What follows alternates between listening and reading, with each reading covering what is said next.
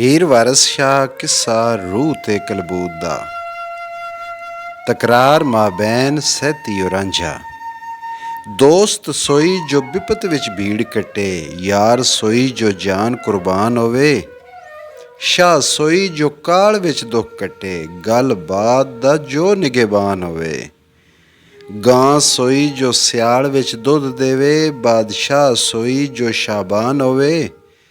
ਨਾਰ ਸੋਈ ਜੋ ਮਾਲ ਬਿਨ ਬੈਠ ਜਾਏ, ਪਿਆਦਾ ਸੋਈ ਜੋ ਭੂਤ ਮਸਾਨ ਹੋਵੇ। ਇਮਸਾਕ ਹੈ ਅਸਲ ਅਫੀਮ ਬਾਝੋਂ, ਗੁੱਸੇ ਬਿਨਾ ਫਕੀਰ ਦੀ ਜਾਨ ਹੋਵੇ।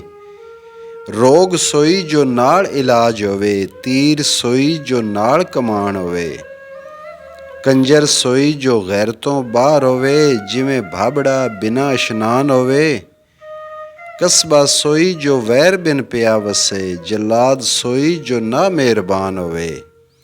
ਕੁਆਰੀ ਸੋਈ ਜੋ ਕਰੇ ਹਯਾ ਬਹੁਤਾ, ਨੀਵੀਂ ਨਜ਼ਰ ਤੇ ਬਾਜ ਜ਼ੁਬਾਨ ਹੋਵੇ। ਬਿਨਾ ਚੋਰੀ ਤੇ ਜੰਗ ਦੇ ਮੁਲਕ ਵਸੇ, ਪੱਠ ਸੋਈ ਬਿਨ ਅੰਡੇ ਦੀ ਪਾਨ ਹੋਵੇ। ਕਾਜ਼ੀ ਸੋਈ ਜੋ ਸ਼ਰ੍ਹਾ ਵਿੱਚ ਹੋਵੇ ਕਾਇਮ, ਗਾਇਕ ਸੋਈ ਜੋ ਨਿਗੇ ਵਿੱਚ ਤਾਨ ਹੋਵੇ। ਪੀਰ ਸੋਈ ਜੋ ਤੁਰਤ ਮੁਰਾਦ ਦੇਵੇ, ਖਾਦਮ ਸੋਈ ਜੋ ਵਿੱਚ ਫਰਮਾਨ ਹੋਵੇ।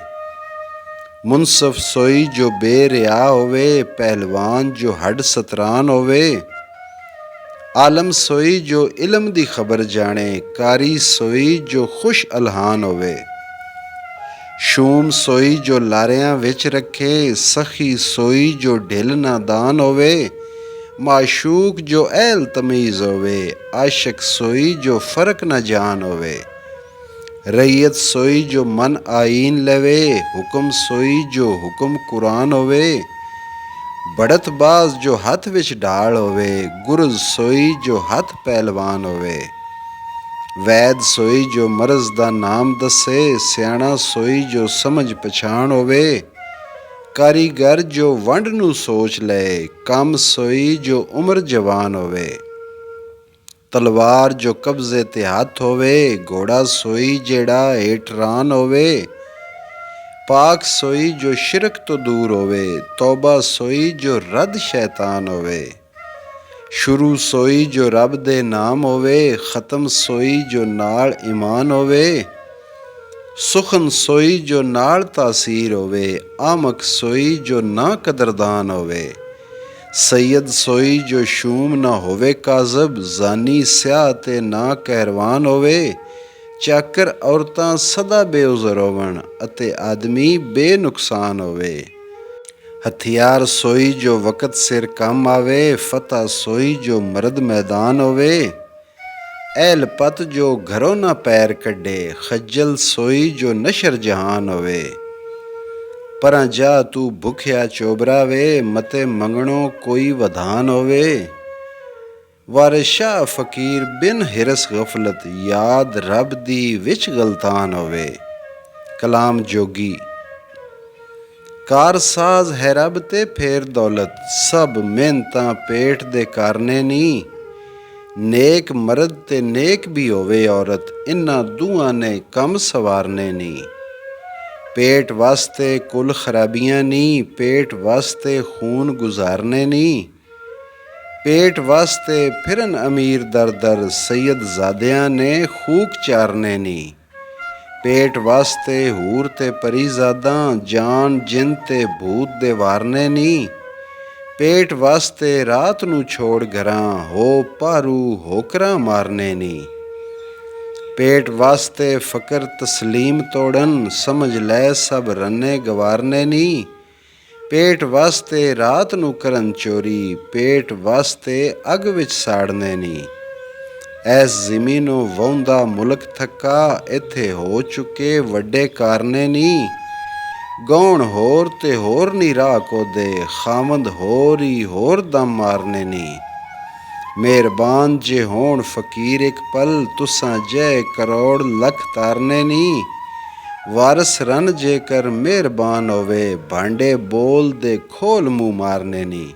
ਕਲਾਮ ਸਹਿਤੀ। ਰੱਬ ਜੇੜ ਨਾ ਕੋਈ ਹੈ ਜਗ ਦਾਤਾ, ਜ਼ਿਮੀ ਜੇੜ ਨਾ ਕਿਸੇ ਦੀ ਸਾਬਰੀ ਵੇ।